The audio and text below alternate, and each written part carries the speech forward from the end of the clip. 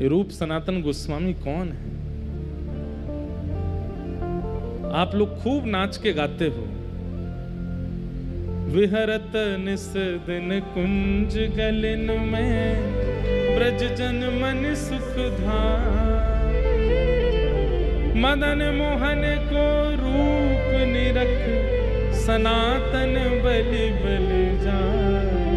वृंदावन प्यारो वृंदावन, श्री वृंदावन प्यारो वृंदावन। इतने भाव से आप गाते हैं, आप नृत्य करते हैं, पर वो सनातन गोस्वामी ऐसे ही नहीं मिल गए उनको मदन मोहन जी। वहां रूप गोस्वामी को, रूप सुधा को, रूप गोस्वामी को श्री गोविंद देव जी ऐसे ही नहीं मिल गए। कैसी कृपा हुई है उनके ऊपर, वो सुनना आवश्यक है। तब नाभाजी, वृंदावन की हवा तो चल गई थी चित्त में नाभाजी के, इसीलिए तो रसिक त्रयी आए, क्योंकि रसिक त्रयी से पहले रूप सनातन गोस्वामी का भाव सुनाया। और श्री नाभाजी कहते हैं, संसार स्वाद सुख बात जो, दुरूप सनातन त्याग दियो। गौड़ देश बंगाल होते सब ही अधिकारी, है गए भवन भंडार, विभो भू भुज उनहारी। यह सुख अनित्य विचारि, वास वृंदावन कीन्हो। यथा लाभ संतोष कुंज करवा मन दीनो। ब्रज भूमि रहस्य राधा कृष्ण, भक्त तोष उद्धार कियो।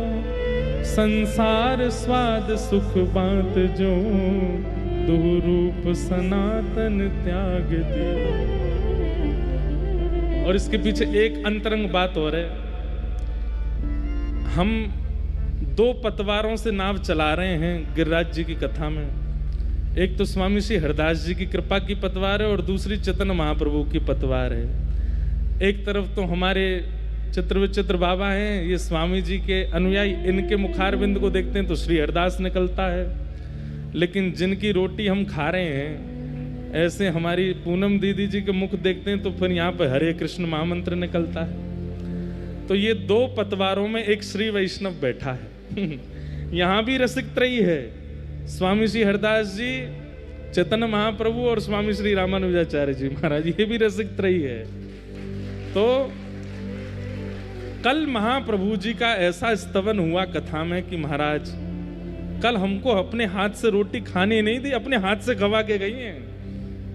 कल भी गाना, नेक महाप्रभु जी का कल भी नेक चरित्र सुना देना। अब मुंह में महाराज अपने आप ही प्रसाद पवामे, और बलैया ले लेके जामे मेरी, ये वाला बंगला पद सुना देना, ये वाला भाव और सुना देना। महाप्रभु जी के भावावेश की एक नेक चर्चा कर देना, महाप्रभु जी के वृंदावन आवे की नेक कुछ बात बता देना।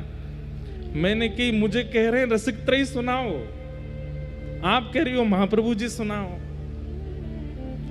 अब हमने कही भैया आप थोड़े हम बचवे की, मैंने कि अपने संप्रदाय वारिन ते सुन ली हूं, वही सुनावेंगे चैतन्य महाप्रभु का भाव। वो नहीं आप सुनाओ एक बार।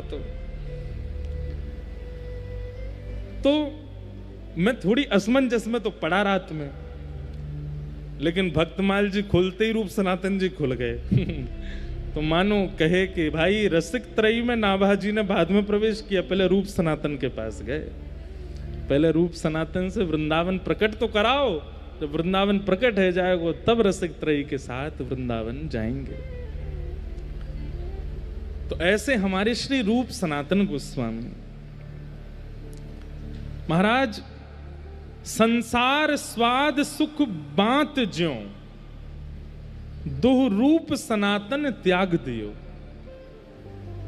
संसार तो बहुतों ने त्यागा, लेकिन यहां पर श्री नाभाजी कहते बात ज्यों। बात मतलब एक बार को आपके सामने खीर बनाई जाए, सब लोग इधर देखना, बहुत ध्यान से सुनो कथा। एक प्रकार से भैया ये कथा है ना, इसको हम अपनी तरफ से बता रहे हैं, वृंदावन रस चंचरीक बनना हो तो इस कथा को बहुत ध्यान से सुनना। हम खुद तो बाहर ही रहते हैं, पर आप में से कई बस जाएंगे या कथा सुन के वृंदावन। ये 7 दिन की पूरी कथा बहुत ध्यान से सुनना, एक एक शब्द सुनना। हमारी वाणी नहीं है, सब महापुरुषों की वाणी है, ये बस आप सुन लीजिए। हमें खुद पे भरोसा नहीं है कि कल फिर कभी कहीं ये दोबारा बातें आवें, अभी आ रही हैं, सुन लीजिए बहुत ध्यानपूर्वक। संसार स्वाद सुख बांत ज्यों, यहां पर श्री नाभाजी ने बांत शब्द का प्रयोग किया। आपके सामने खीर बनाई गई, अधौटा दूध की खीर बनाई गई, बढ़िया बासमती चावल प्रयोग किए गए, वहां में केसर डाली गई, कश्मीर से ला करके खांड डाली गई, गुड़ डालो, आदि आदि बहुत सुंदर बना दी, पर एक बूंद विष डाल दिया, आप खाओगे? लेकिन आप हमें ये बात बताइए, जब वो खीर बन रही थी उसके बनने की प्रक्रिया देख के मुंह में पानी तो आ रहा था, लेकिन एक बूंद विष डलते ही चाहे जितना पानी आया हो नहीं पाओगे। लेकिन विषैली वस्तु भी कई बार सुंदर दिखती हैं, विषैली वस्तु के प्रति भी आकर्षण होता है, विषैली वस्तु के प्रति भी हमारा मन चला जाता है। लेकिन इस संसार में एक वस्तु ऐसी है जिसका उद्गम हमसे ही होता है और हमारा ही मन नहीं होता उसको देखने का, और वो होता है हमारा खुद का वमन। अपनी खाई हुई वस्तु ही गर्भ में जाके जब पुनः मुख से बाहर आ जाए वमन के रूप में, व्यक्ति स्वयं नहीं देखता उसको, जबकि वो खुद से ही प्रकट हुई है। एक बार को विषैली वस्तु स्वादिष्ट लग जाएगी, लेकिन अपने स्वयं का उत्पन्न वमन अच्छा नहीं लगता। अरे कोई और वमन कर रहा हो तो हमारा जी मचल जाता है। वमन इतनी इतनी घृणित वस्तु है। यहां पर नाभाजी कहते हैं, रूप सनातन गोस्वामी ने संसार का कैसे त्याग किया? बोले जैसे वमन का त्याग होता है। इतनी घृणा हो गई संसार के प्रति। आप कहोगे महाराज जी शायद हो सकता है उनका जीवन इतना उच्च नहीं रहा होगा इसलिए उनका त्याग होगा। अब जीवन सुन लो उनका कैसा था। बोले गौड़ देश बंगाल हुते सब ही अधिकारी। बोले बंगाल का एक राजा था हुसैन शाह, केवल नाम का राजा था, राज तो पूरे बंगाल पर ये दोनों ही करते थे। क्या स्वर्ण की कमी, क्या रत्नों की कमी, क्या घोड़ों की कमी, एक राजा के समान सारी संपत्ति थी इनके पास में, किसी चीज की कोई कमी नहीं थी। कि भाई ऐसा होता है ना कि कमी ग्रस्त हो गए हों तो सब छोड़ छाड़ के आ गए हों, नहीं, कोई कमी नहीं थी। इनका पूर्व देह का नाम जो था वो अमर और संतोष। श्री रूप गोस्वामी जी का नाम था संतोष और श्री सनातन गोस्वामी जी का नाम था अमर, पूर्व देह का नाम। ये नाम तो फिर महाप्रभु जी ने रखा है इनका, रूप गोस्वामी और सनातन गोस्वामी। ब्राह्मण कुल में जन्मे थे, किसी चीज की कोई कमी नहीं। श्री नाभाजी वर्णन करते हैं और श्री सब रसिक जन ऐसा भाव बताते हैं कि उस समय में 22 लाख सोने की मोहर ये गिनी गई, इसलिए इनका पता है, बाकी और क्या क्या था उनका तो पता ही नहीं है। 22 लाख सोने की मोहर रूप सनातन गोस्वामी जी के पास थी। यह सुख अनित्य विचार वास वृंदावन कीन्हो। उस सर्वगुण संपन्न स्थिति में एक बात तो मन में आती है कि भाई भगवत भाव दो लोगों के चित्त में विशेष रूप से प्रकट होता है। एक तो अत्यंत संपत्ति जिसको मिल गई हो और एक जो सब चीजों से बिल्कुल विमुख हो गया हो। या तो विषयों का भोग अति मात्रा में कर लिया हो या विषय का स्पर्श ही नहीं किया हो। इन दो के चित्त में निष्काम भक्ति उत्पन्न होती है। मध्यस्थ वालों को ज्यादा यत्न करना पड़ता है निकलने के लिए। हम आप सब मध्यस्थ वाले हैं, इसलिए हमको यत्न ज्यादा करना पड़ता, क्योंकि हमने भोग भी देख रखे हैं और वैराग्य त्याग भी देखते हैं, इसलिए हमको थोड़ा परिश्रम ज्यादा है। पर दो प्रकार के लोग, या तो अति भोग जिन्होंने किया हो या स्पर्श ही ना किया हो भोग वस्तु का, इनमें निष्काम प्रेम का उद्दीपन सहजता से हो जाता है। रूप सनातन गोस्वामी, अमर और संतोष, ये दोनों बंगाल में हुसैन शाह नाम के राजा के यहाँ पर, एक भैया तो प्रधानमंत्री थे और एक भैया सेक्रेटरी थे, पर्सनल सेक्रेटरी, पूरा धन धान्य उन्हीं के अंतर्गत रहता था। लेकिन पता नहीं क्यों इतनी संपत्ति होने के बाद भी, इतना सब कुछ प्राप्त हो जाने के बाद भी इनके चित्त में संतोष नहीं होता था, संतुष्टि नहीं होती थी। और तब ये ढूंढते रहते थे कि हम क्या करें जिससे हमारे चित्त को संतोष हो। तब इनको विद्यावाचस्पति नाम के गुरु प्राप्त हुए और उन्होंने इनको ठाकुर जी का जितना उनको पता था उतना ज्ञान, सेवा का, नाम जप का थोड़ा बहुत बताया। लेकिन बंधुओं, कई बार ऐसा होता है कि व्यक्ति अगर खुद आस्वादन नहीं करता और दूसरे को उपदेश देता है तो दूसरे के चित्त में वो भाव व्यवस्थित नहीं हो पाता। हमारी बात ध्यान से सुनिएगा, वैसे तो वक्ताओं के लिए बात है। अगर आपने स्वयं आस्वादन नहीं किया किसी भाव का और आप मंच से बोल रहे हो तो श्रोताओं के चित्त में वो व्यवस्थित नहीं हो पाएगा। तो विद्यावाचस्पति ने जो भक्ति मार्ग इनको बताया था उससे ये नाम जप तो करते थे, उससे सेवा तो करते थे, पर स्थिति इतनी तीव्र नहीं हो रही थी। कहते हैं 12 घंटा तो राज भवन में रहते थे और शाम को वापस आकर के दोनों भैया स्नान ध्यान करके, तिलक आदि लगा करके, नेत्र बंद करके फिर ठाकुर जी का ध्यान करते, फिर भजन करते थे। लेकिन मन में संतोष उत्पन्न नहीं हो रहा था।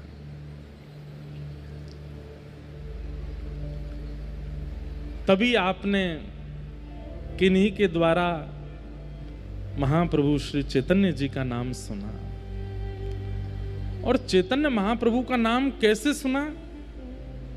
बोले भैया, जगन्नाथपुरी में एक सार्वभौम भट्टाचार्य हैं जिन्होंने पूरी पृथ्वी के ज्ञानियों को भी अपना शिष्य बना लिया।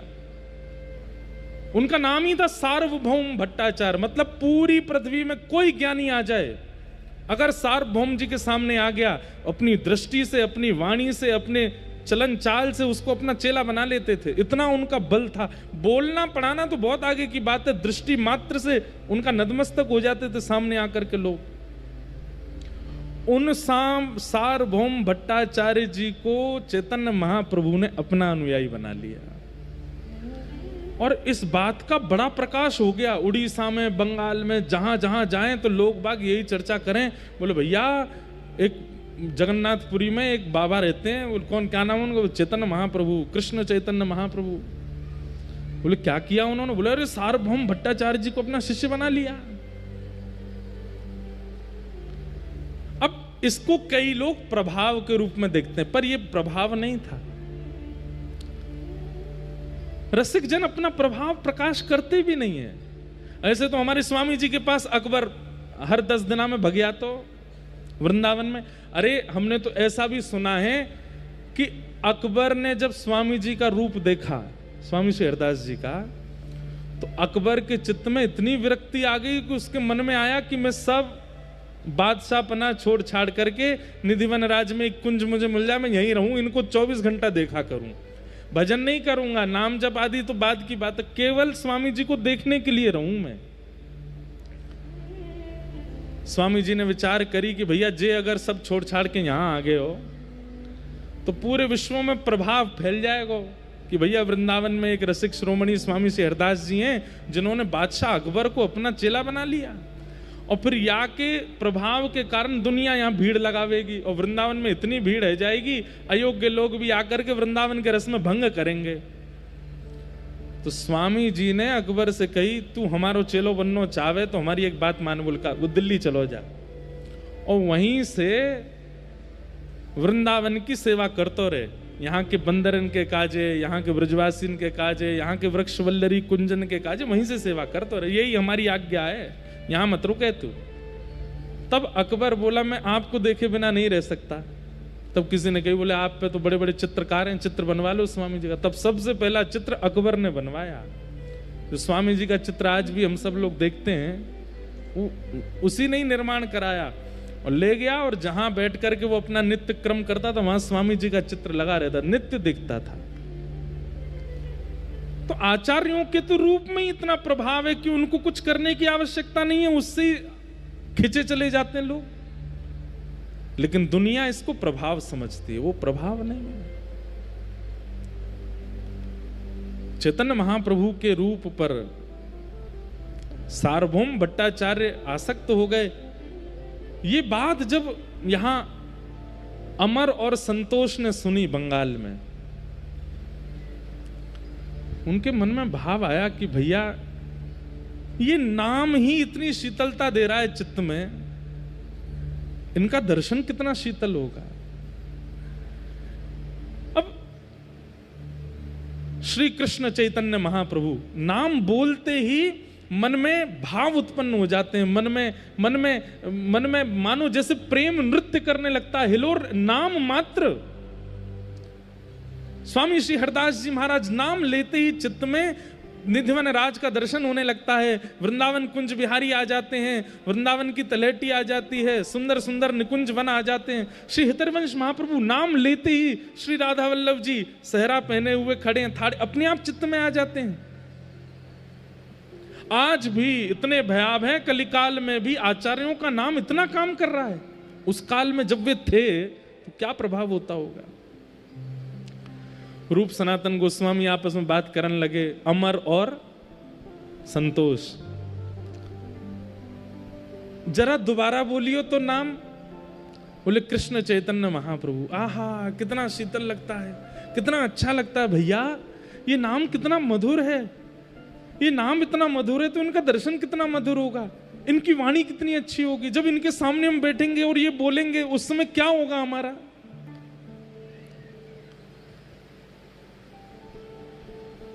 मन में विचार करने लगे क्या करें। तब महाप्रभु जी को इन्होंने पत्र लिखा और पत्र में लिख करके महाप्रभु जी से कहा कि हे महाप्रभु जी, हमारी स्थिति अब रहने की नहीं है, अपनी पूरी स्थिति बताइए, हम कौन हैं, किस पदवी पर हैं, कितना धन है, कितनी संपत्ति है। बोले हमारे जो वस्त्र हैं उनमें भी सोने की कढ़ाई होती है।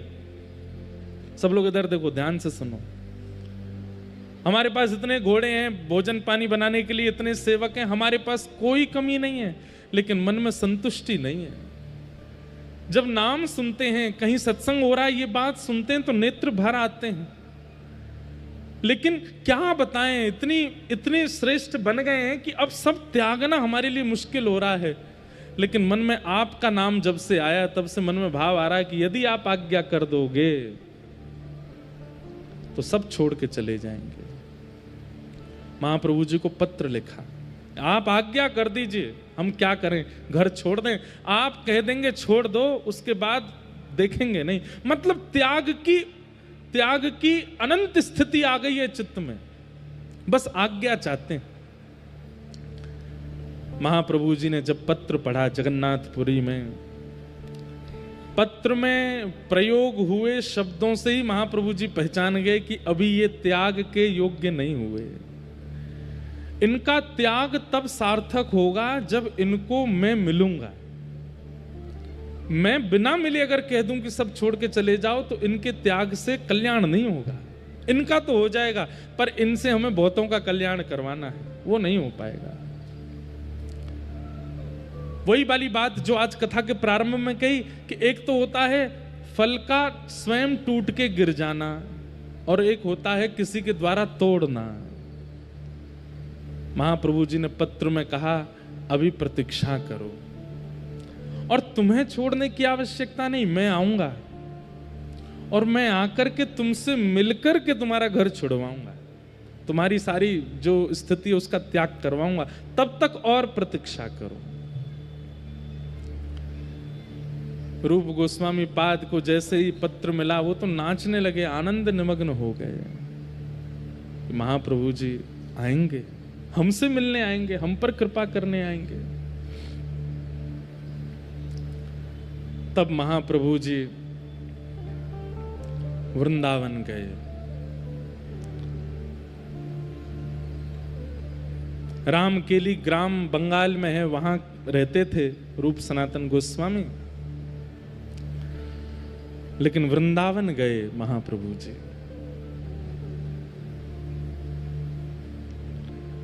और श्री वृंदावन में इमली तला दर्शन किया है।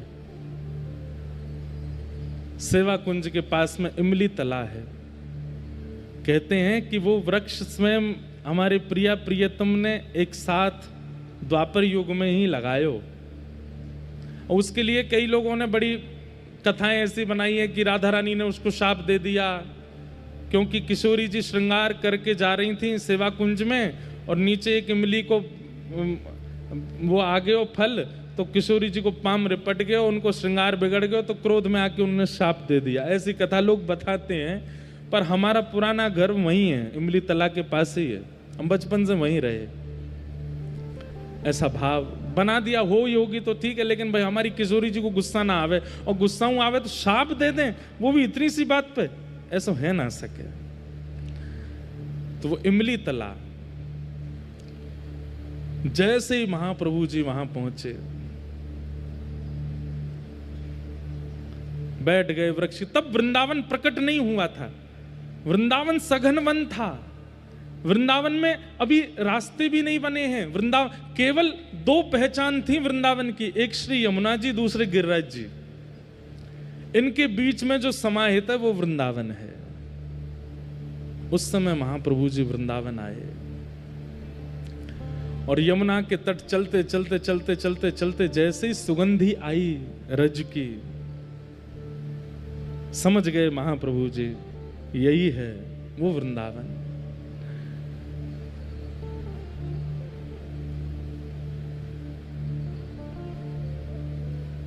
हमारी पूनम दीदी ने एक पद दिया बंगला का, बहुत सुंदर भाव। अब सेम तो नहीं गवेगा, लेकिन करते हैं प्रयास। मानो महाप्रभु जी, एक बात बताएं आपको, महाप्रभु जी को इमली तालाब पे बैठे बैठे रात्रि की चंद्रमा निशा जैसी हुई तो रास का अनुभव हुआ। यहां से श्याम सुंदर चले आ रहे हैं, यहां से किशोरी जी आ रही हैं, सब सखियां श्रृंगार कर करके आ रही हैं। यमुना के तट पर पुलिन पर अद्भुत रास हो रहा है, और उस रास में स्वयं महाप्रभु जी भावावेश में प्रविष्ट होकर के नृत्य कर रहे हैं ठाकुर जी के साथ। वे तो राधा भाव में निमग्न हो जाते थे, स्वयं को किशोरी जी भाव में। उन्होंने प्रार्थना की थी कि राधा भाव विरह भाव मेरे चित्त में आवे। रास का अनुभव हुआ, और रास करते करते करते महाप्रभु जी को क्रोध आया थोड़ा सा। कैसे? महाप्रभु जी बोले, जय जय, आपने द्वापर में जो रास विहार किया उसमें एक पक्षपात किया। क्या? आपकी वेणु की ध्वनि केवल गोपियों को सुनाई दी, कंस को क्यों नहीं सुनाई आपने? अगर ये वेणु की ध्वनि कंस ने सुनी होती तो उसका क्या दोष था, वो भी रास में आ जाता। ये वेणु की ध्वनि अगर आपने दंतवक्र शिशुपाल को सुनाई होती तो वो भी आ जाते। महाप्रभु जी इतने दयावंत हृदय के, उनके मन में आया कि द्वापर युग में बजी वंशी कदम्ब वृक्ष के नीचे वो वंशी कंस को क्यों नहीं सुनाई दी। ठाकुर जी ने पक्षपात किया। ठाकुर जी, आज पक्षपात नहीं होगा। इस कलिकाल में अगर आपने पक्षपात किया, अनर्थ हो जाएगा। और तभी उस रास की भूमिका के मध्य में महाप्रभु जी ऊर्ध्वबाहु होकर के हरि नाम की वेणु बजाने लगे, और जहां जहां तक स्वर पहुंच जाए सबको सुनाऊंगा, किसी को अयोग्य नहीं मानूंगा। जो सामने आ जाएगा उसको ये नाम ध्वनि सुना करके सबको रास विहार में प्रवेश कराना है। अब पक्षपात नहीं होगा श्याम सुंदर, अब तो सबको योग्य बनाना है। और तब वृंदावन की खोज कर रहे हैं। केवल यमुना जी और गिरिराज जी ये दो संकेत हैं, और कुछ भी नहीं दिख रहा है। सब विलुप्त हो चुका है। वृंदावन ने अपने आप को भीतर अंतरंग रूप से अपने आप को छुपा लिया है।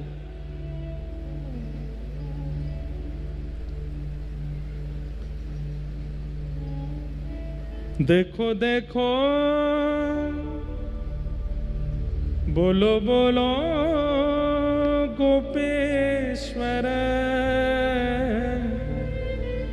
कोथाय अमर प्राणेश्वर।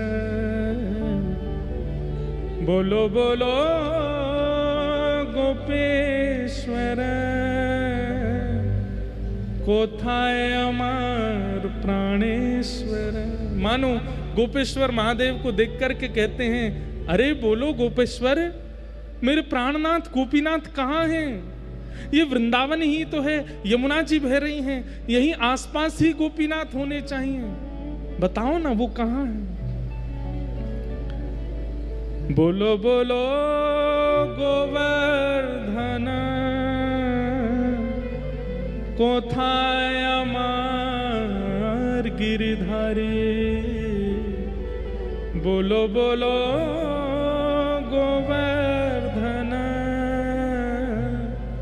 कोथाय अमर गिरिधारी। हे गोवर्धन नाथ, वो कहाँ हैं जो उर्धबाहु होकर के एक भुजा को कटी पर धर के धारण करके ब्रज की रक्षा करने के लिए गिरिराज जी उठाए थे? वो कहाँ हैं? दिख क्यों नहीं रहे इस गिरिराज जी में?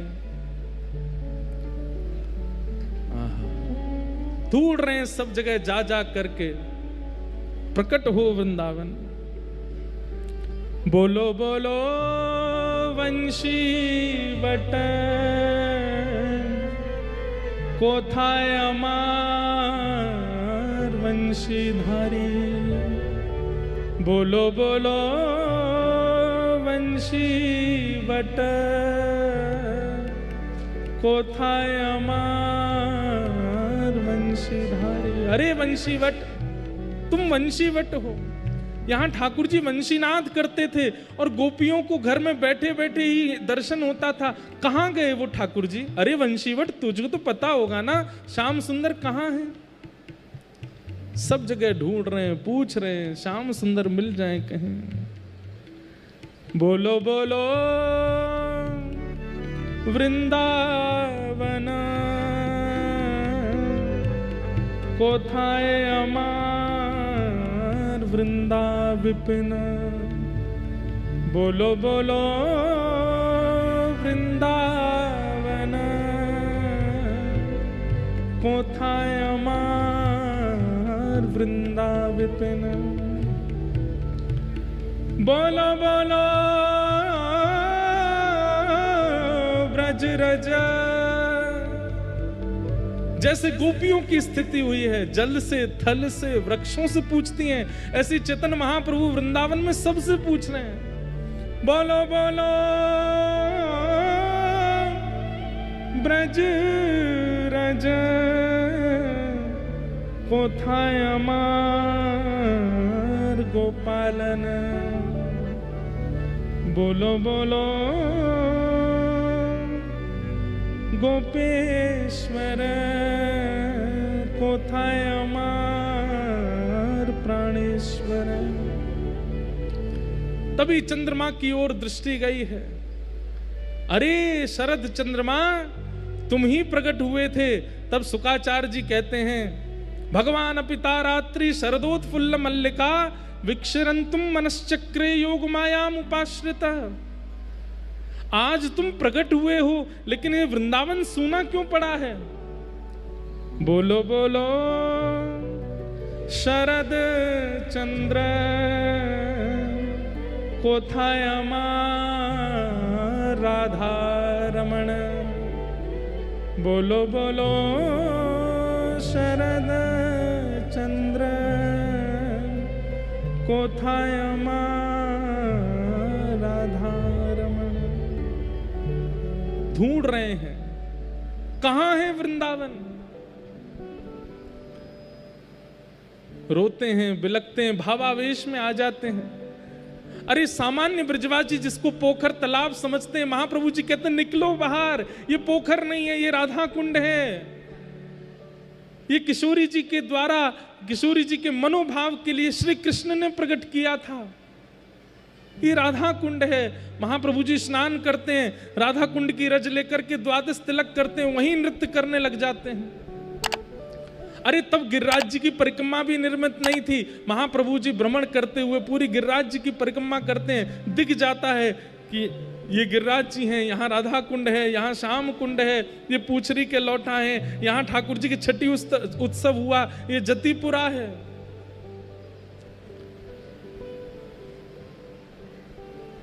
महाप्रभु जी के हृदय में विरह वेदना हो गई, लेकिन माता सची की आज्ञा है कि जगन्नाथपुरी में निवास करना है।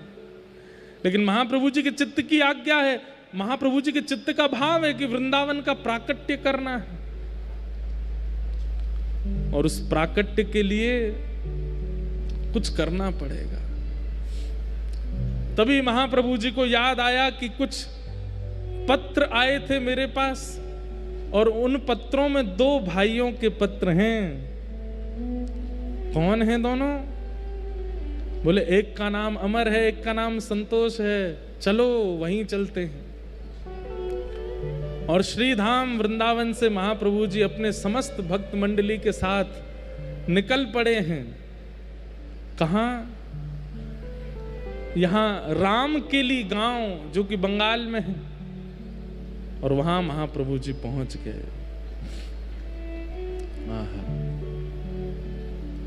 जैसे ही महाप्रभु जी पहुंचे, उत्ताल नृत्य कर रहे हैं, सब महामंत्र के साथ नृत्य कर रहे हैं, गा रहे हैं हरे कृष्ण कृष्ण कृष्ण हरे हरे, हरे राम राम राम हरे हरे।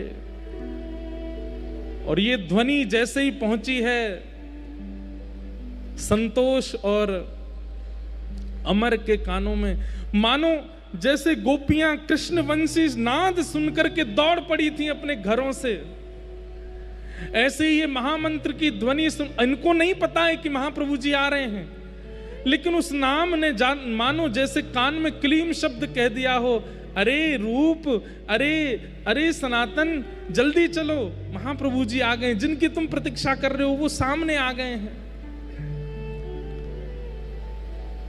तुरंत दौड़ पड़े, अपने राजकीय कार्यों को छोड़ दिया, घोड़े पर नहीं बैठे, पादुका भी नहीं पहनी, दौड़ पड़े, भुजा उठा करके दौड़ रहे हैं। तभी देखते हैं, आहा, असंख्य सब गोस्वामी जन नृत्य कर रहे हैं, और मध्यस्थ भुजा उठा करके श्री चैतन्य महाप्रभु नृत्य कर रहे हैं। दोनों ने जाकर के दंडवत प्रणाम किया, नेत्रों से प्रेमाश्रु पुलकित हो गए, अश्रु प्रवाह होने लगा। महाप्रभु जी के चरणों में वंदन करके कहे, बोले प्रभु अब कृपा करो, अब अनुग्रह करो, अब नहीं रहना है, अब नहीं यहां बस सकते हम। महाप्रभु जी बोले, राम के लिए आने की और कोई योजना नहीं है, तुम्हारे लिए ही आए हैं हम, तुम दोनों को ही स्वीकार करने के लिए आए हैं। अब सब छोड़ करके जाना है और श्री वृंदावन का प्राकट्य करना है। महाप्रभु जी के सन्मुख दोनों विराजमान हो गए, रुदन करने लगे, बोले हम तो इस योग्य नहीं हैं, हमारे अंदर तो इतनी योग्यताएं नहीं हैं, हम तो इस लायक नहीं हैं, कैसे करेंगे। महाप्रभु जी बोले, वृंदावन के प्राकट्य के लिए ज्ञान का होना आवश्यक नहीं, त्याग का होना आवश्यक नहीं, वैराग्य का होना आवश्यक नहीं, प्रेम का होना आवश्यक है। और तुम्हारे चित्त में वो प्रेम है।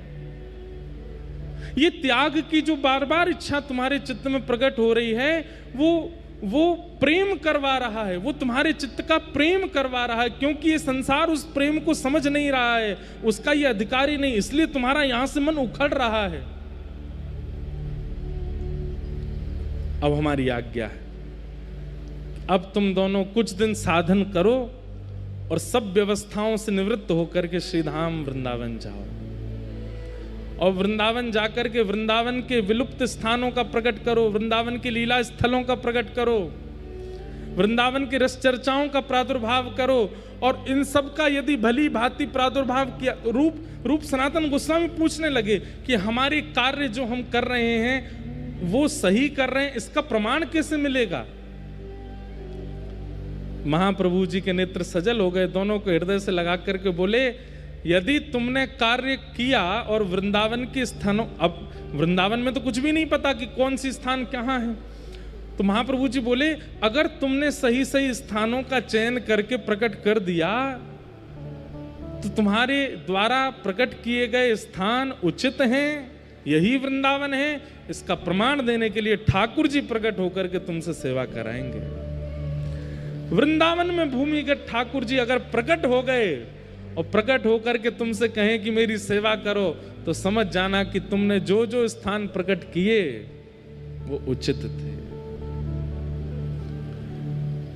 महाप्रभु जी ने कहा, अभी कुछ दिन और तुम्हारे साधन रह गए हैं, उनको पूर्ण करो।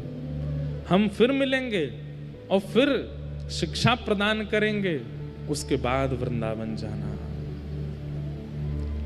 सोचिए, विचार कीजिए। ये रूप सनातन गोस्वामी हैं, महाप्रभु जी स्वयं पहुंच गए उनके पास में, उनको वृंदावन भेजने के लिए। वृंदावन चित्त में विरह प्रकट करता है, मन होता है कि चलें वृंदावन, चलें वृंदावन, चलें वृंदावन। लेकिन मैं हमेशा कहता हूं कि 3 संकेत हैं। वृंदावन स्वप्न में आवे, ध्यान में आवे कि चलें वृंदावन, उसके बाद प्रतीक्षा करो कोई प्रसाद वृंदावन का आ जाए, उसके बाद फिर तीसरा प्रतीक्षण करो कि कोई ब्रजवासी आकर के कह दे। और जैसे ही कोई ब्रजवासी आकर के या ब्रजभाव से चित्त जिसका रमा हुआ है, ऐसा आचार्य चरण आकर के अगर आज्ञा कर दे कि जाओ वृंदावन, फिर नहीं रुकना है, फिर तो वृंदावन जाना है। रूप सनातन गोस्वामी को महाप्रभु जी के दर्शन लाभ हुए, सत्संग मिला। ये एक क्षण का दर्शन महाप्रभु जी ने इसलिए दिया ताकि इनके चित्त में और विरह बढ़े और भावना बढ़े वृंदावन की। और कुछ दिन के लिए उनको उन्हीं के ही रस में रहने के लिए आज्ञा की, अभी रहो कुछ दिन और, फिर से आज्ञा करूंगा, तब जाना वृंदावन, तब तक योजना बनाओ। और महाप्रभु जी ने कृपा की और कृपा करके महाप्रभु जी राम केली से प्रस्थान कर गए। रूप सनातन गोस्वामी अब तो दिन रात रोते हैं, इतना विरह उनका मन में होता है।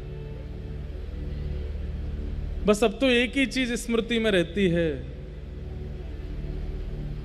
जहां विराजत राधा राम,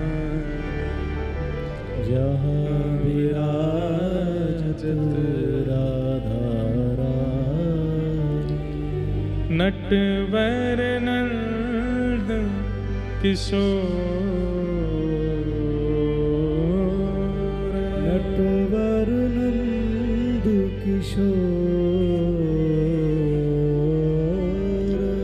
नटवर नंद किशोर,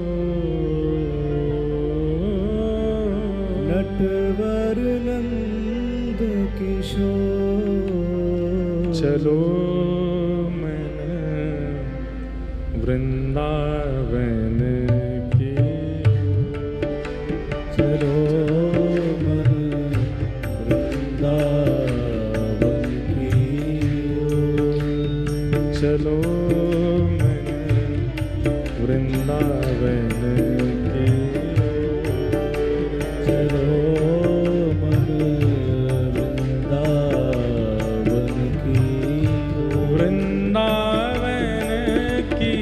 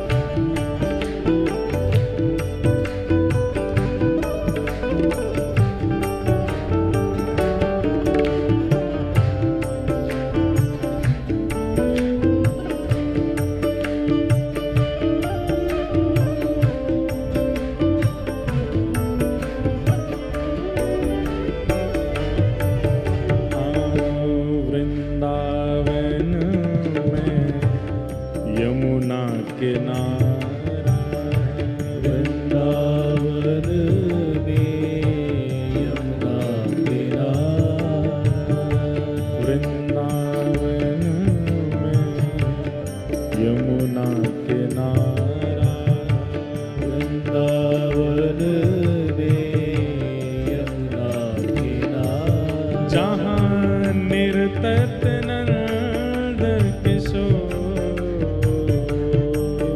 जहाँ निर्तत नंद किशोर, जहाँ नाचत नंद किशोर, जहाँ नाचत नंद किशोर। हे चलो मन वृंदावन की ओर, चलो मन वृंदावन की ओर। हे चलो मन वृंदावन की ओर, चलो मन वृंदावन की ओर। वृंदावन की ओर, वृंदावन की ओर।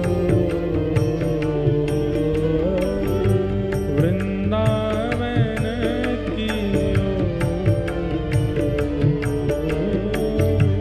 वृंदावन की ओर। हे चलो मन वृंदावन की ओर, चलो मन वृंदावन की ओर। हे चलो मन वृंदावन की ओर, चलो मन वृंदावन की ओर। घर घर तुलसी ठाकुर सेवा, घर घर तुलसी ठाकुर सेवा। घर घर तुलसी ठाकुर सेवा, घर घर तुलसी ठाकुर सेवा। ओ दर्शन दे चित चोर,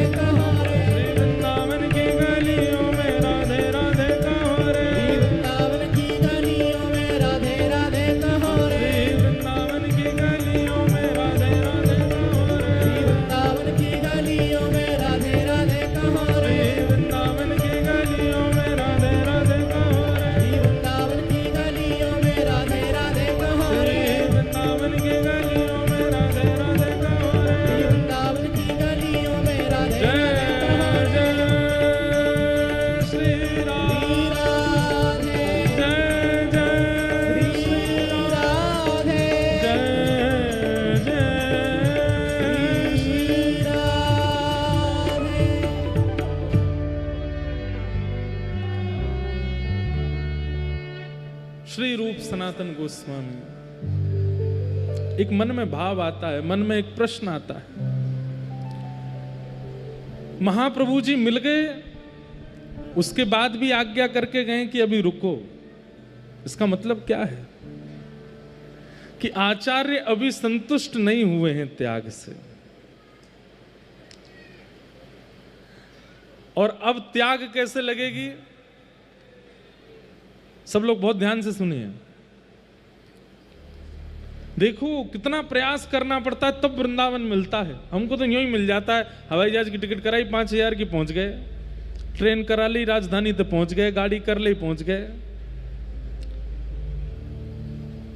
पर जिनके ठाकुरों के दर्शन करते हैं, गोविंद देव, गोपीनाथ, मदन मोहन, वृंदावन बिहारी लाल, वो ऐसे नहीं आए हैं।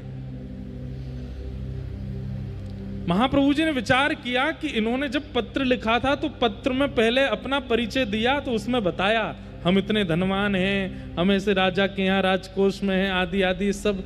बोले कि ये पदेशना, इसका निवृत्त होना आवश्यक है। और महाप्रभु जी को पता था कि ये होगा। अब महाप्रभु जी के दर्शन तो हो गए। अब महाप्रभु जी जैसे ही गए दर्शन दे करके, अब रूप सनातन गोस्वामी को वो जहां देखते हैं उनको महाप्रभु जी की याद आती है। उनकी मुस्कान कैसी, उनके शब्द कैसे थे, उनके नेत्र कैसे थे, उनकी अवस्था कैसी थी, चाल कैसी थी, नृत्य कैसा था, कीर्तन कैसा था। और वो निरंतर जो चिंतन बना, क्योंकि अभी तक और कुछ तो देखा नहीं, कभी वृंदावन गए नहीं, तो आचार्य का ही चिंतन करेंगे ना।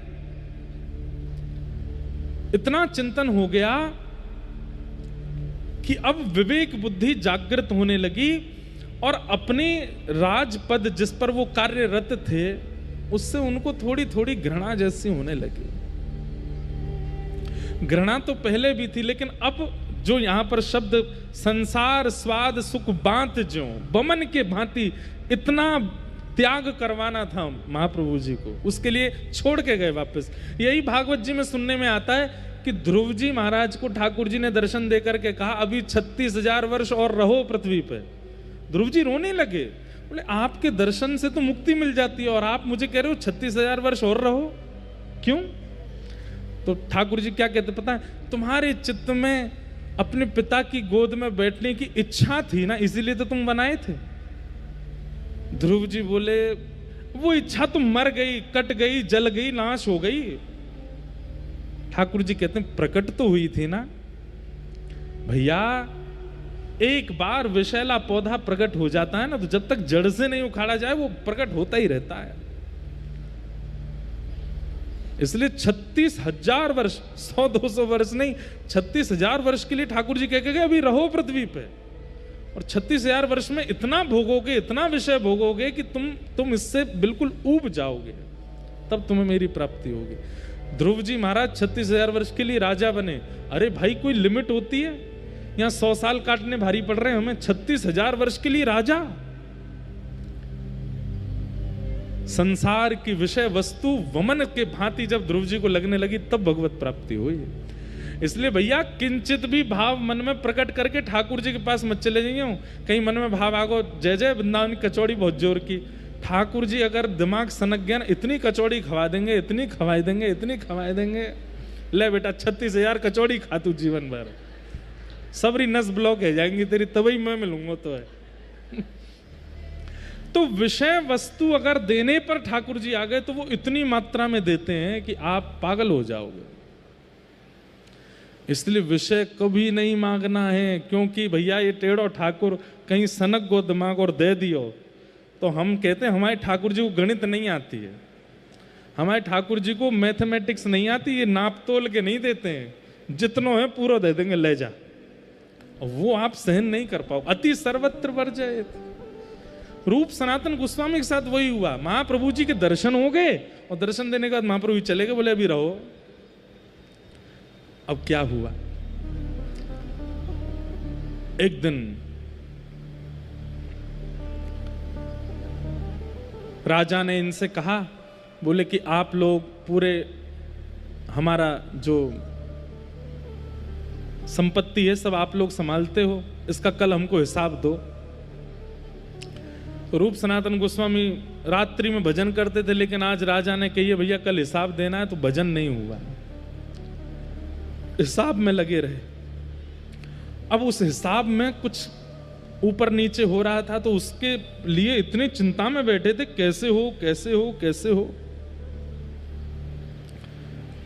तो सनातन जी को बहुत जोर की प्यास लगी, तो एक सेवक को बुलाया, सुनो इधर आओ, शरबत बना के लाओ बढ़िया वाला। इसलिए महाप्रभु जी ने अभी आज्ञा नहीं की वृंदावन जाने की। क्यों? अभी भी कहीं ना कहीं थोड़ी तो राज इतना भोगा है, थोड़ा तो है अभी इनके चित्त में, जब तक निकलेगा नहीं तब तक नहीं जाएंगे ये वृंदावन।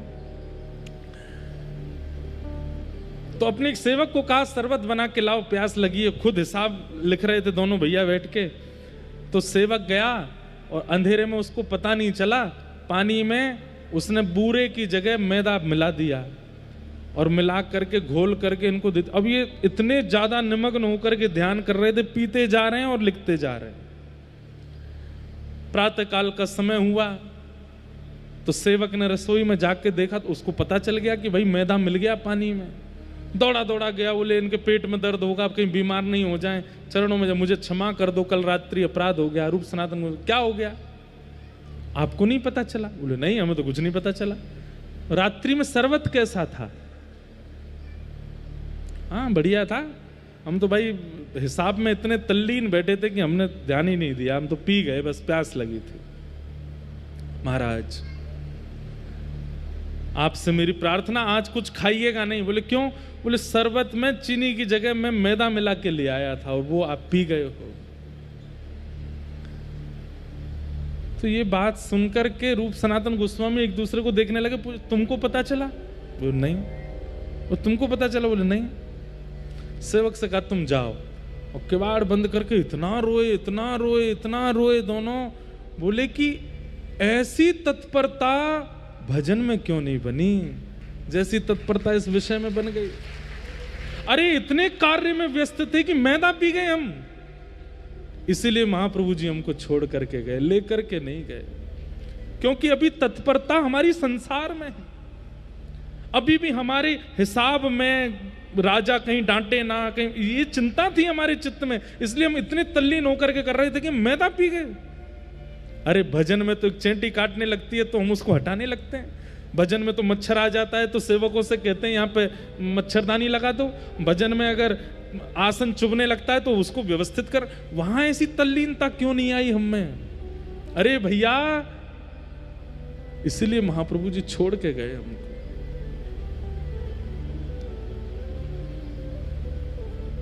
अब तो यही चिंता बनी हुई है दोनों की कि ऐसी तत्परता भजन में क्यों नहीं बनी हमारी। एक दिन राजा ने अर्धरात्रि में, अमर संतोष नाम थे पूर्व के, इनको बुलाया। बोले अमर को बुला के लाओ, हमको एक हिसाब के बारे में बात करनी है। अर्धरात्रि का समय, भजन में बैठे थे अमर। इतने में इस सेवकों ने आगे कहा राजा आपको अभी बुला रहे। तुरंत इन्होंने माला वहीं की वहीं विराजमान कर दी। अपने भैया संतोष से कहा तुम तो अपना नाम जप करो, मिल के आऊं, राजा बुला रहा है। अर्धरात्रि में पालकी में बैठ करके निकल गए, पालकी में घूमते थे।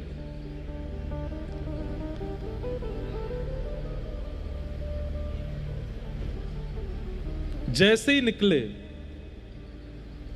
वर्षा हो रही थी, पानी भरा था, लेकिन ये तो महाराज हैं, तो पालकी में बैठ के जा रहे हैं, बेचारे कहार वर्षा में भीगते चप चप करते लेके जा रहे हैं इनको।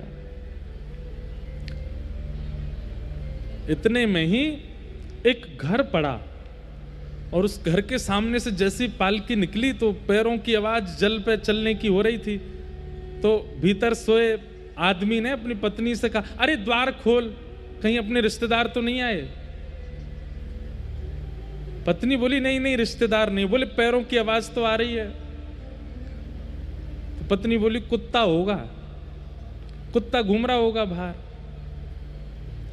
अरे देख तो ले कहीं कुत्ता नहीं हुआ तो। बोले नहीं तो चोर होगा, रात में कहीं चोरी करने जा रहा होगा। अरे एक बार देख तो ले। बोले और ज्यादा से ज्यादा क्या होगा, कोई राजा का दूत होगा। ये बात अमर ने पालकी में बैठे बैठे सुन ली।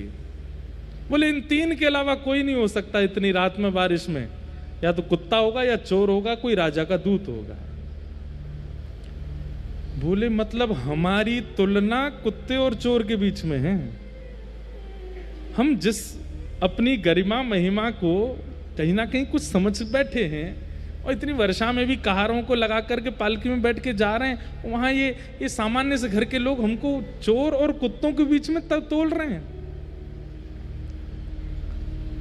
राजा से मिलने तो गए लेकिन मन नहीं लगा, वही चीज दिमाग में चलती रही। लौट करके वापस आए और संतोष के पास जाके, भैया हम लोग कुत्ते के समान हैं।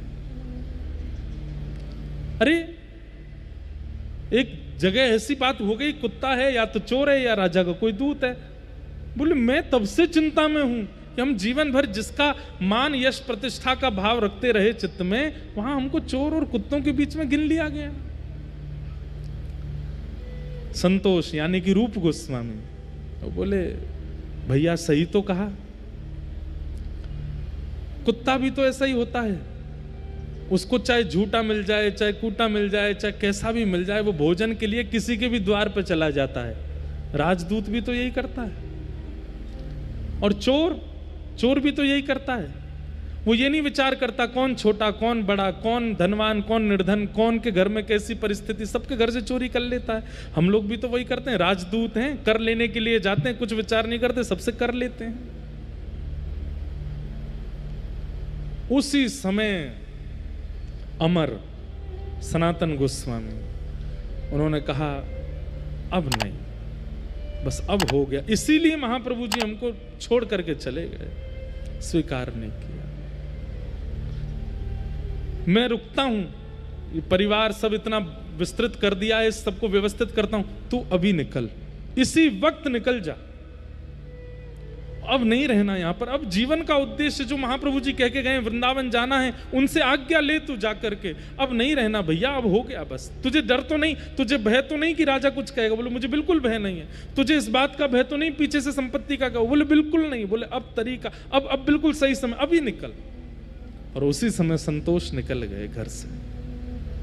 ये दो ठोकरें चाहते थे महाप्रभु जी की इनको लगे, उसके बाद ये पूर्ण त्याग होगा। फिर ये पूछेंगे नहीं पत्र भेज करके कि जाएं कि नहीं, ये चले ही जाएंगे। ये भी पूछ रहे हैं कि जाएं कि नहीं जाएं। निकल गए और संतोष ने पूछा, कहीं से पता लगाया कहां है महाप्रभु जी, तो पता चला प्रयागराज में।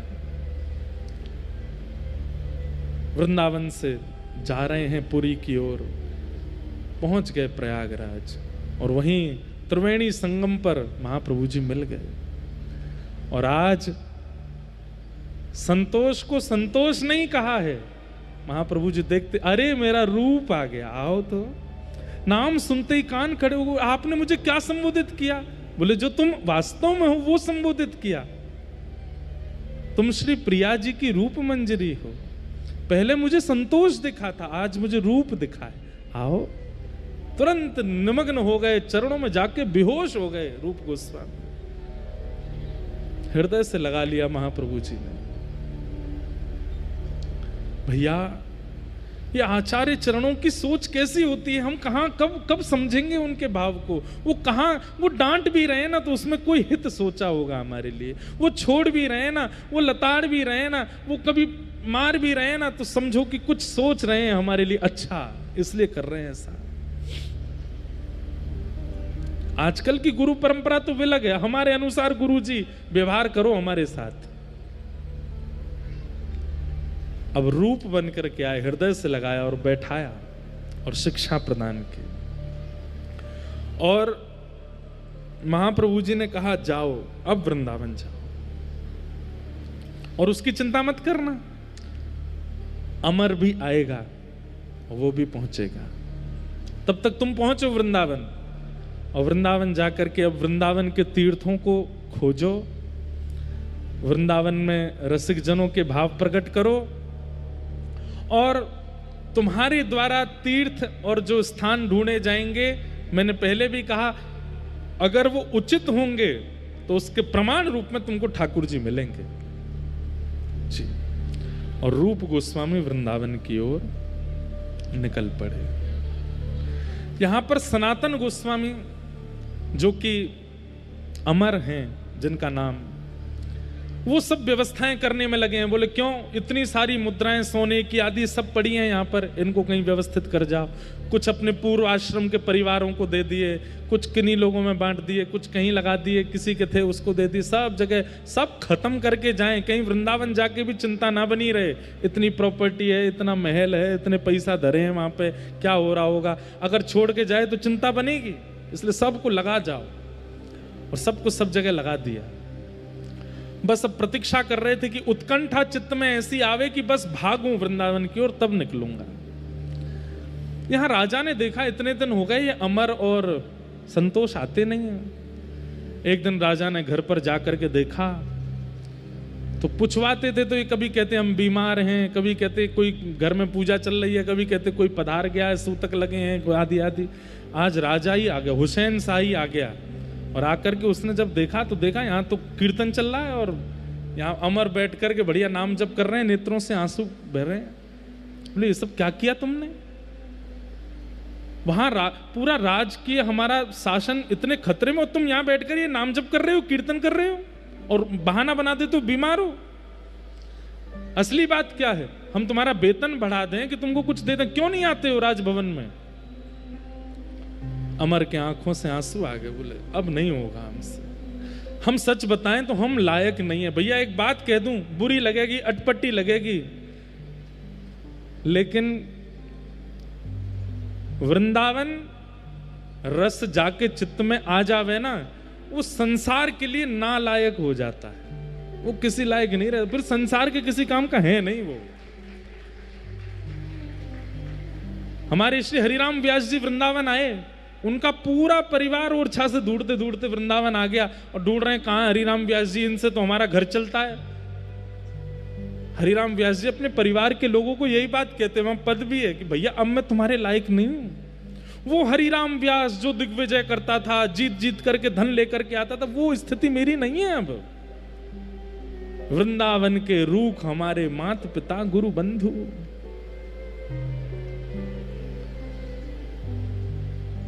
आप वृंदावन के भी हो और संसार के लायक भी बने हुए हो। एक जगह के रहिए, या तो लायक पूरे वृंदावन के ही रहिए या लायक पूरे संसार के ही रहिए। अब इसमें कई विडंबना आती है, तो उसमें दूसरा भाव यह है कि मन से तो लायक वृंदावन के रहो, लेकिन समाज को दिखावे के लिए नाटक कर दिया करो कि उनके लायक भी हो। लेकिन भैया जब पूर्ण मनोबल लगाना हो, अपनी पूरी ऊर्जा लगानी हो किसी कार्य में, तो वो तो वृंदावन के प्रति लगाओ, संसार के प्रति नहीं। वहां तो एक आडंबर जैसा कर दिया करो। लेकिन आज अमर राजा के आगे हाथ जोड़ते हुए कहते मैं आपके अब लायक नहीं हूं, आप मुझसे हिसाब मांगोगे मैं नहीं दे पाऊंगा, आप मुझे रास को समझाओगे मुझे नहीं समझ में आएगा, आप मुझे धन दोगे मेरे से गिनती नहीं आती, अब मैं सबसे पीछे हट चुका हूं। किसी ने कान भर दिए हुसैन शाह के, बोले कि ये किसी और राजा के यहाँ नौकरी ले रहे हैं, उसने शायद इनको ज्यादा वेतन देने के लिए कह दिया होगा। आपके विपक्षी राजाओं के यहाँ जाके, आपका तो सब जानते हैं, उससे आक्रमण करवा करके खुद राजा बन जाएंगे। क्योंकि हुसैन शाह जो था ये खुद भी ऐसे ही राजा बना था, ये पहले किसी और राजा का सेवक था, उसकी सब जानकारी लेकर के दूसरे राजा के यहाँ जाके नौकरी करने लगा, उस राजा से आक्रमण करवा करके ये इस नगर का राजा बना। तो हुसैन शाह को लगा जैसा मैं बनाऊं वैसे ये बन जाएगा, इसको पकड़ के कारागृह में डाल दो। और सनातन गोस्वामी को कारागृह में डाल दिया, अमर को कारागृह में रहने लगे। लेकिन उनको बस एक ही चिंता थी कि बस अब वृंदावन जाना है, मौका मिलते ही वृंदावन भागना है, अब नहीं रहना यहां पर। सोचो विचार करो, एक एक क्षण कैसा लगता रहा होगा उनको। एक दिन जो सिपाही था वो इनका मित्र था, क्योंकि ये वहीं के प्रधानमंत्री थे। सिपाही ने कहा कि आपने मेरी बड़ी मदद करी थी हमेशा,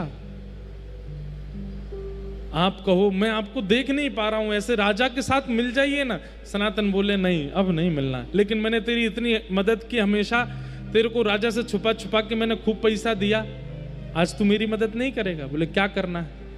बोले तू ताला खोल दे। अच्छा, राजा को पता चल जाएगी, मार देगा। बोले मैं दिखूंगा तो मारेगा ना, तो बोल देना कि गंगा स्नान करने गए, उसी में डूब गए, और मेरी मृत्यु ही मानना, क्योंकि मैं इतना दूर चला जाऊंगा, कभी दिखूंगा नहीं। मैं तेरे हाथ जोड़ूं, पैर जोड़ूं, तू ताला खोल दे। और उस व्यक्ति ने खोल दिया ताला। आधी रात में ही सनातन गोस्वामी भाग गए वहां से, और इनको पता चला कि महाप्रभु जी कहाँ हैं। तभी पता चला प्रयागराज से महाप्रभु जी काशी आए हैं। ये काशी पे प्रकाशानंद जी पर कृपा करने के लिए आए हैं, जो हम कल सुन रहे थे, जिनको प्रबोधानंद बना के भेजा। ये तुरंत काशी पहुंच गए।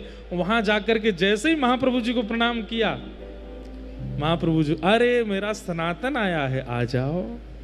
उनको रूप कहकर के संबोधित किया, इनको सनातन कहकर के संबोधित किया। नेत्रों से अश्रुपात होने लगे। बोले आपने मेरा पूर्व नाम नहीं कहा। बोले वो तो मैं भूल गया, तेरा असली नाम तो सनातन है, तू तो हमारी श्री जी की मंजरी है। हृदय से लगा लिया। वहां रूप गोस्वामी को शिक्षा देकर के वृंदावन भेजा, अब यहां सनातन गोस्वामी को शिक्षा दी, और शिक्षा देकर के कहा अब जाओ वृंदावन।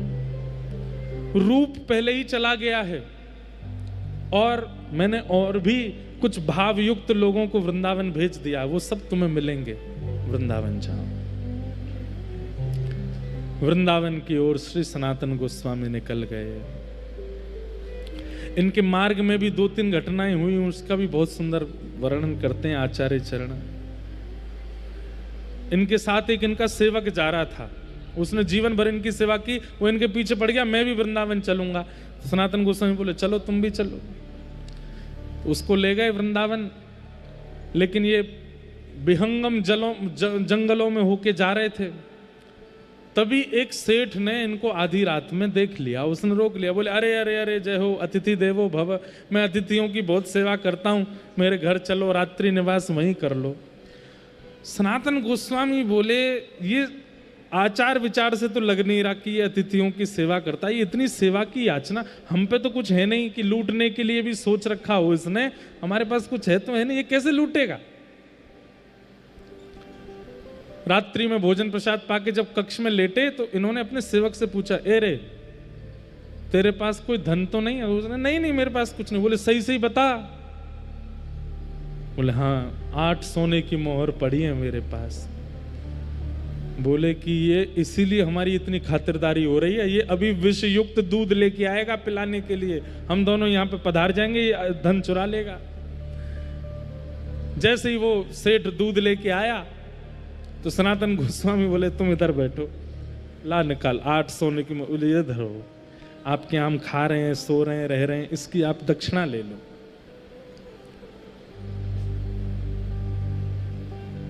उस सेठ ने कहा, बोले आप पहले ही हमको प्रदान कर रहे हो, लेकिन हमारी बात तो सुनो। बोले क्या? बोले मैं एक ऐसा सेठ हूं, दिन भर तो व्यापार करता हूं, पर रात्रि में मेरे गुप्तचर राह चलते लोगों को देखते हैं, और वो इतने निपुण हैं कि देखते ही पहचान जाते हैं कितनी सोने की मोहर हैं। बोले हमने दे तो दी। बोले लेकिन ये बात असत्य है, आपके पास 10 सोने की मोहर हैं, ये 8 ही क्यों दे रहे हो? रूप गोस्वामी सनातन गोस्वामी चेला को देखा, बोले क्यों रे? बोले हाँ सही कह रहे हैं, तो 10 ही। बोले 2 भी निकाल, दे दे इसको। दे दी। वो बोला ठीक है भैया, अब आप लोग मुक्त हो, जा सकते हो, दूध मत पीना, इसमें जहर मिला है। सनातन गोस्वामी बोले वो तो हमको पहले ही पता था, तुम जिस तरीके से खातिरदारी कर रहे थे। लेकिन फिर सनातन गोस्वामी ने अपने शिष्य से कहा, बोले सुन मेरी एक बात मानेगा? बोले क्या? तू लौट जा, तू यहीं से लौट जा, क्योंकि अभी वृंदावन प्राप्ति के लिए तू योग्य नहीं हुआ। यहां मैं और मेरा भाई 22-22 हजार 22-22 लाख सोने की मोहरों को त्यागे है, तुझसे 8 सोने की मोहर नहीं त्यागी गई, वो भी 10 थी, तू मुझे 8 बता रहा है। ये मन में जो तेरी थोड़ी सी आसक्ति है ना संसार के प्रति, इसके साथ तू वृंदावन नहीं जाएगा, इसको छोड़। और सुन, तू वापस जा, फिर कभी अनुभव हो वृंदावन का तो आ जाना। और फिर उसके बाद सनातन गोस्वामी अकेले गए वृंदावन। वृंदावन में जैसे ही प्रवेश हुए महाआवेश हो गया, नेत्रों से अश्रु गिरने लगे, शरीर कंपायमान हो गया। वृंदावन में प्रविष्ट होते ही मानो जैसे अब पैदल चल करके नहीं गए हैं, दंडवत लगाते हुए यमुना जी की ओर जा रहे हैं, दंडवती करते हुए यमुना जी की ओर जा रहे हैं। और वृंदावन में चिंतन कर रहे हैं, ये कुंज हैं, ये लताएं हैं, यहाँ श्यामा श्याम ने लीला की होगी, यहाँ श्यामा श्याम ने ये भाव रखा होगा। तभी रूप गोस्वामी, उनको पता चला कि भैया भी आ गए हैं, दौड़ करके गए, हृदय से लगा लिया, बोले मैं रूप। अब देखो एक ही भैया हैं, लेकिन आज मिल रहे हैं, अपना परिचय दे रहे हैं एक दूसरे को, मैं रूप हूं।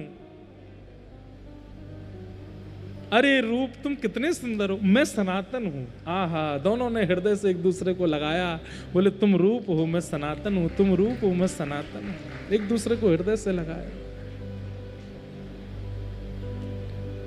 और दोनों वृंदावन में जैसे महाप्रभु जी ने पद्धति बताई, कहते हैं नृसिंह पुराण को पास में रखा। नृसिंह पुराण में भूदेवी नृसिंह भगवान से पूरी पृथ्वी की बारे में पूछती है, ये खंड कैसा, ये खंड कैसा, ये खंड, और पूछते पूछते भूदेवी पूछती है बराह पुराण में बराह भगवान से कि वृंदावन ब्रज के बारे में बताओ। तब वहां वराह भगवान ने भूदेवी को जो वृंदावन के बारे में बताया उनको पढ़ते हैं और पढ़ करके निकल जाते हैं दोनों भैया ढूंढने के लिए। वराह भगवान बता रहे थे इधर ये कुंड होगा, इतनी दूरी पर होगा। जैसे वहां खुदाई करना शुरू करते हैं तो अवशेष मिलने लगते हैं, कहीं ठाकुर जी के चरण चिन्ह मिल जाते हैं, कहीं पर कुछ मिलता है, कहीं पर किशोरी जी के गले के आभूषण मिलते हैं, कहीं पर कुछ।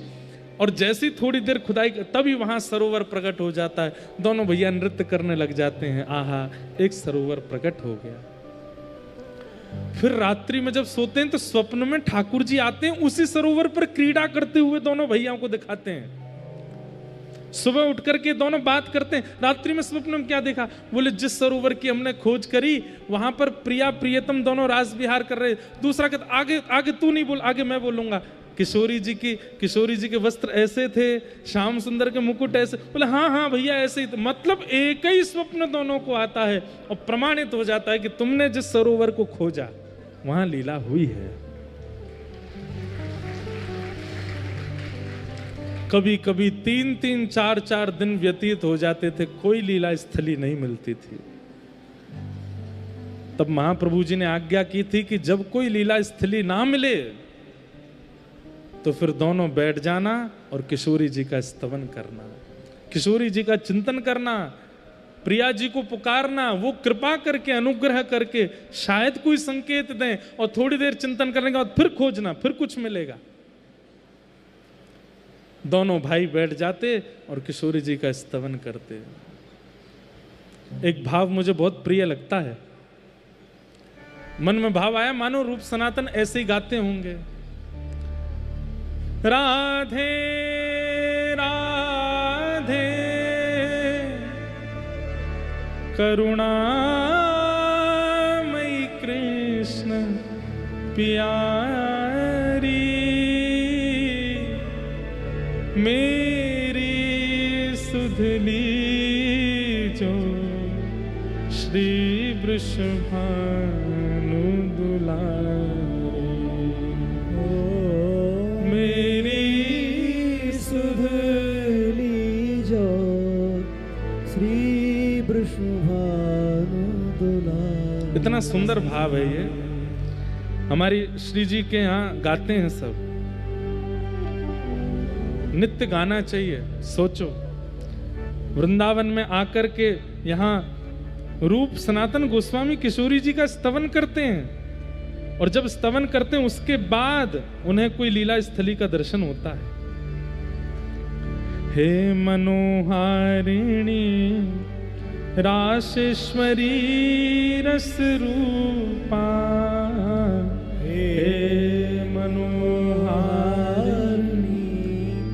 रासेश्वरी रस रूपा, हे मनोहारिणी रासेश्वरी रस रूपा, हे मनोहारिणी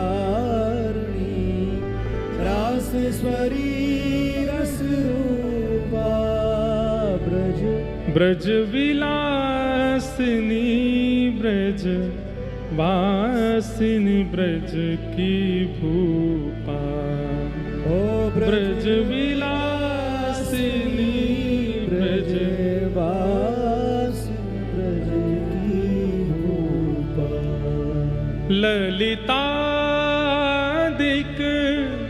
सहचरी सर्वज्ञ स्वरूपा। ललितादिक सहचरी सर्वज्ञ स्वरूपा। हे ललितादिक सहचरी सर्वज्ञ स्वरूपा। ललितादिक सहचरी सर्वज्ञ स्वरूपा। निज प्रणत वत्सला स्वामिनी परम अनुपा। निज प्रणत वत्सला स्वामिनी परम अनुपा। हे गोप वंशमणि ब्रज बरसाने वारी। ब्रज गोप वंशमणि ब्रज बरसाने वारी। मेरी सुधली जो श्री वृषभानु दुलारी। हो मेरी सुधली जो श्री वृषभानु दुलारी। राधे राधे करुणामयी कृष्ण प्यारी। राधे राधे करुणामयी कृष्ण प्यारी। मेरी सुधली जो श्री वृषभानु दुलारी। ओ मेरी सुधली जो श्री वृषभानु दुलारी। एक बात मन में आती है, जब आचार्यों ने इतना श्रम किया ब्रज प्राप्ति के लिए, हम लोग इतनी सहजता से ब्रज में रहते हैं, हमें श्रम नहीं करना पड़ता, इसलिए जबरदस्ती श्रम किया करो, परिक्रमा जाए करो। कभी कभी बिहारी जी में पीछे से ही धक्का खा के दर्शन कर ले करो। कभी कभी ऐसे ही दंडवती लगाए लगाए के परिक्रमा कर ले करो। अरे क्योंकि हमने श्रम किया ही नहीं, ब्रज में आ गए सहज भाव से, तो जबरदस्ती श्रम कर लो या तन से श्रम करवाए लो। भैया ये बात मैं बहुत भली भांति जान रहा हूं कि मोते लेके पीछे तक ऐसा कोई भी ना है जाके चित्त में कोई विषय ना हो। सबके चित्त में है, हम सब विषय युक्त हैं, फिर भी वृंदावन में पड़े हैं। इन सबके भाव और इन सब कथाओं को सुनकर के कभी कभी घृणा होती है अपने ऊपर कि हम कहाँ हैं ब्रजवासी होने लायक, हम कहाँ हैं वृंदावनवासी होने के लायक। इसलिए भैया जबरदस्ती अपने शरीर से नेक नेक तप करवाते रहे करो। ये कथा में इतनी देर बैठनो, थोड़ी गर्मी सहनो, थोड़ा अव्यवस्था सहनो, या कुछ तप समझ के सह लियो, इतना ही कर ले हम, या से ज्यादा तो हमसे हो को नहीं। और जैसे ही किशोरी जी का स्तवन करते रूप सनातन गोस्वामी, और स्तवन करते करते जैसे ही थोड़ी देर उठते और उठ करके जैसे ही आगे बढ़ते, थोड़ी देर में ही एक लीला स्थली मिल जाती और दोनों फिर नृत्य करने लगते। दोनों किशोरी जी को याद करते, ठाकुर जी को याद करते और महाप्रभु जी का चिंतन करके नाचते। अब मन में विचार कियो कि भैया इतने सारी लीला स्थली ढूंढ लें, इतने साले सरोवर, 333 लीला स्थलियों को ढूंढा रूप सनातन गोस्वामी ने, व्रज वृंदावन में प्रकट किया 333 लीला स्थली। उसके बाद सनातन गोस्वामी का मन लग गया नंदगांव में। और सनातन गोस्वामी वहीं रहने लगे। उनको मन में भाव आया कि यहीं नंद को लाला आवेगो काउ देना और आके मुंह पे कृपा कर जाएगो। रूप गोस्वामी से बोले भैया आसपास रहे में तो एक दूसरे की चिंता होवे, कभी मेरे लग जाए तो तुम मेरी सेवा कर दो, तुम्हारे लग जाए, ये भी नहीं होना चाहिए।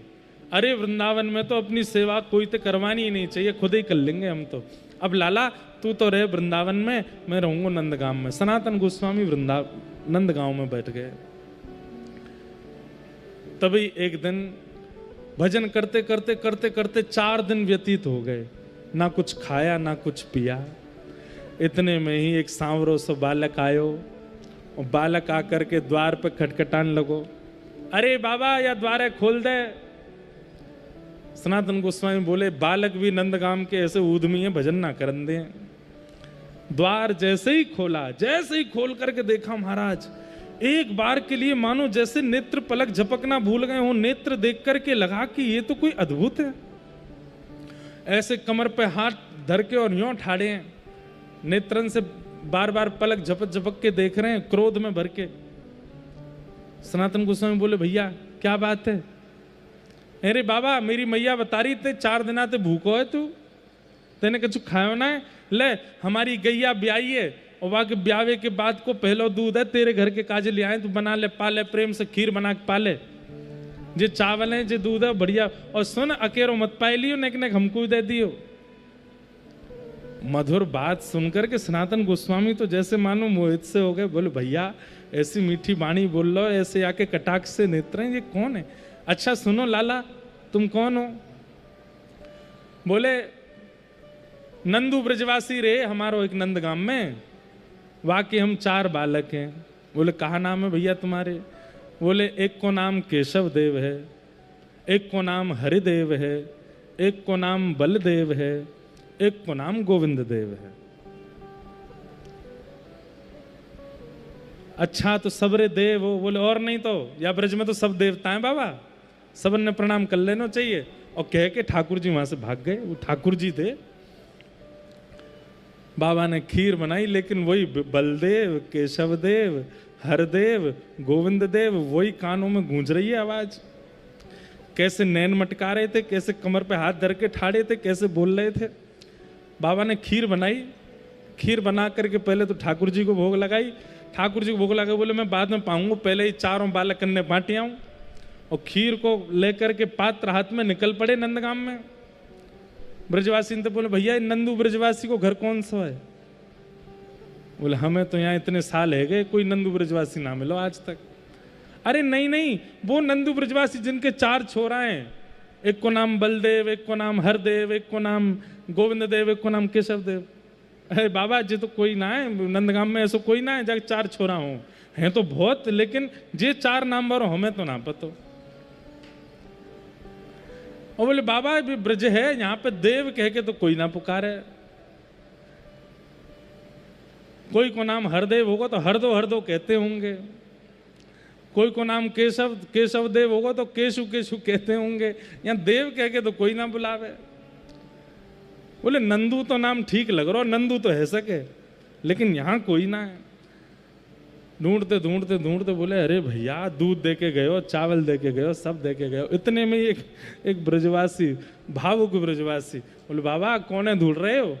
बोले कोई नंदू ब्रजवासी, वहाँ के 4 बालक है, हरदेव, केशव देव और गोविंद देव और बलदेव।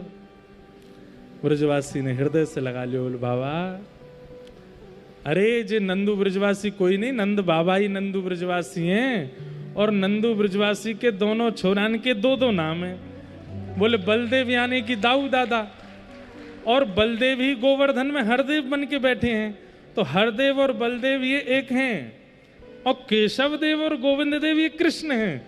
आपके यहाँ जो लाला आए वो शाम्बरण को? बोले हाँ। अरे बाबा अब तो चकाचक है गई, साक्षात नंद को लाला ही आयो, वही दे के गए हो दूध। आहा, सनातन गोस्वामी तो नृत्य करने लगे, जय हो ठाकुर जी की बलिहारी। यहां रूप गोस्वामी के साथ अलग लीला चल रही है वृंदावन में, क्योंकि अब ठाकुर जी को प्रमाणित करना है ना कि तुमने जो स्थान ढूंढे हैं वो उचित है। रूप गोस्वामी को रात्रि स्वप्न आया और स्वप्न में क्या दिखा कि जहां आप भजन करते वहीं पास में गोमा टीला है, और उस गोमा टीला के अंदर ही मैं विराज रहे हूं। मुंह को वहां से निकालो, मैं तुमसे सेवा कराना चाहूं। ठाकुर जी बात कर रहे हैं। रूप गोस्वामी हड़बड़ा करके उठे, बोले ये स्वप्न में मैंने क्या देखा? गोमा टीला? कहाँ है गोमा टीला? ठाकुर जी कह रहे हैं मुझे सेवा करानी है, मुझे लेके जाओ। तुरंत आपने स्नान किया, स्नान करके जैसे ही बाहर आए, सुबह सुबह भोर है रही, हल्के हल्के सूर्य प्रकट भये, तभी कछु बालक वहां खेल रहे। अचानक उन बालकों में से एक श्याम वर्ण को बालक, और वो ठाड़ा हो गया रूप गोस्वामी के सामने। बोले बाबा गोमा टीला तरफ जा रहे हो का? रूप गोस्वामी बोले इसको कैसे पता मैं गोमा टीला पे जा रहा हूं? बोले यहाँ बालक, गोमा टीला में क्या है? बोले बाबा मेरे बाबा की खूब सारी गैया हैं, उनमें तो एक गैया जावे गोमा टीला के ऊपर खड़े है कि अपने थनन में तो सबरो दूध बहा दे। अब भी हम गैया चरावे आए हैं, एक गैया महीं ठाड़ी है, सबरो दूध बहा रही है। रूप गोस्वामी दौड़े और गोमा टीला के पास जाकर के देखा तो एक गाय खड़ी है और उसके थनों से बिना प्रयास के ही दुग्ध प्रवाह हो रहा है। रूप गोस्वामी पहुंचे, जैसे ही जाकर नेत्रों से आंसू गिर रहे हैं, शरीर अपने वश में नहीं रहा है, तुरंत जाकर के दूध जहां गिरा था उस स्थान को जैसे ही हटाना प्रारंभ किया, तभी गोमा टीला के भीतर से प्यारे श्री गोविंद देव प्रभु प्रकट हो गए। बोलो गोविंद देव लाल की जय। सब सुख सागर रूप उजागर रहे वृंदावन धाम। रूप गोस्वामी प्रकट किया जहां रोविंद रूप निधान। वृंदावन प्यारो वृंदावन, वृंदावन मेरो वृंदावन। और एक बात और, यहां रूप गोस्वामी को ठाकुर जी मिले हैं और वहां जगन्नाथपुरी में उर्दबाहु होकर के महाप्रभु जी नृत्य कर रहे हैं, बधाई बांट रहे हैं। तभी सब गोस्वामी जना के कहते हैं, बोले महाप्रभु जी क्या भाव हुआ? बोले आज मेरे रूप को प्राण प्यारे गोविंद मिल गए, आज मेरे रूप को गोविंद मिले। अरे बधाई बांटो, सब जगन्नाथपुरी के वैष्णवन में जाकर के बधाई लुटा दो, आज मेरे रूप, क्योंकि महाप्रभु जी चाहते हैं कि वृंदावन में वृंदावन का प्राकट्य हो और उस कार्य को रूप सनातन भली भांति कर रहे हैं।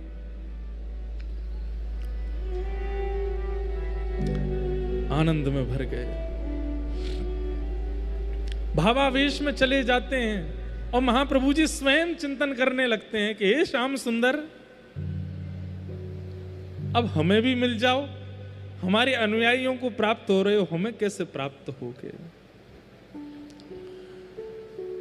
रूप गोस्वामी के यहाँ गोविंद देव, आहा, पूरे वर्णन आता है कि हरिराम व्यास जी आदि सब आए रूप गोस्वामी के पास और गोविंद देव जी का रूप देख करके सब तकते रह गए, निहारते रह गए, ऐसे सुंदर श्री गोविंद देव। खबर पहुंची नंदगाम में सनातन गोस्वामी के पास, अरे सनातन जी आपके प्यारे दुलारे छोटे भैया रूप गोस्वामी के यहाँ ठाकुर जी प्रकट हुए। सनातन गोस्वामी सुनते ही पैदल दौड़े नंदगांव से वृंदावन, और वृंदावन आकर के रूप गोस्वामी को हृदय से, वो कहाँ है ठाकुर जी? बोले वो विराज रहे। आहा, गोविंद देव जी का रूप देख करके मानो भावावेश में 2-3 बार तो मूर्छा जैसी हो गई सनातन जी को। चरणों में प्रणाम करके कही जय जय, अब हम पे भी कृपा करो, या के ऊपर तो आपने कृपा करी, कहीं मेरी सेवा में कोई चूक तो नहीं हो रही है, आप मुझ पे कृपा कब करोगे? और बस 2-4 दिन तो वृंदावन रहे, गोविंद देव जी के खूब उत्सव किए। उत्सव करने के बाद जब वापस सनातन अपने कुटिया में गए, तब ठाकुर जी ने स्वप्न दे करके आज्ञा दी, बोले सनातन तुम चिंता मत करो, मोह तेरे पास भी आनो। बोले कैसे आओगे? बोले मथुरा चलो जा, वहीं विश्राम घाट पे कुटिया बना के रहने लग, वहां पे भिक्षा याटन करो करियो। एक ब्रजवासी परिवार है, बाके घर मेरी सेवा होवे। जे मेरो स्वरूप सामान्य नहीं है, ये मेरे परपौत्र वज्रनाभ के द्वारा बनाया गया स्वरूप है। ये गोविंद देव को स्वरूप भी वही है और ये मदन मोहन को स्वरूप है। ब्रजवासी के घर में सेवा है रही है, वहां से तू मुंह को प्राप्त कर ले। आहा, सनातन गोस्वामी ने जैसे स्वप्न देखा, बोले रूप को भी स्वप्न दिया था, मुझे भी स्वप्न दिया है, इस पर कोई मिथ्या बात नहीं है, इस पर मुझे संशय नहीं है। तुरंत मथुरा चले गए और मथुरा में भिक्षा याटन करते थे और एक ब्रजवासी के यहाँ गए और जैसे द्वार खोल के भिक्षा देवे मैया आई, पीछे मदन मोहन जी के स्वरूप को देख करके निहाल हो गए। इतना सुंदर स्वरूप।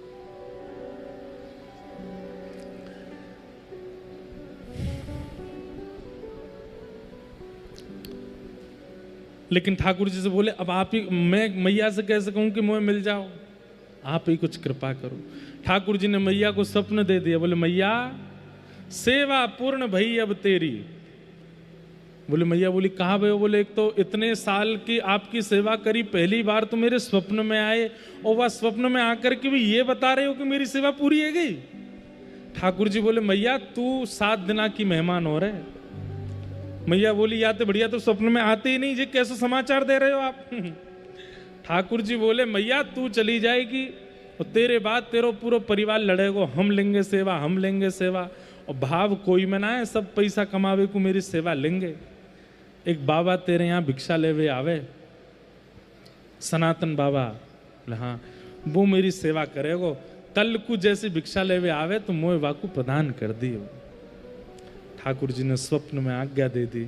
दूसरे दिन सनातन गोस्वामी जैसे, अब आप सोचो कितने ठाकुर जी स्वप्न देकर के अपना पता बता रहे हैं, ठाकुर जी स्वप्न देकर के सेवा पधरवा रहे हैं। ये भक्ति की स्थिति है, इसे ही रास कहते हैं। आप ठाकुर जी को प्राप्त करना चाहो वो रस, पर ठाकुर जी आपको प्राप्त करना चाहे वो रास है।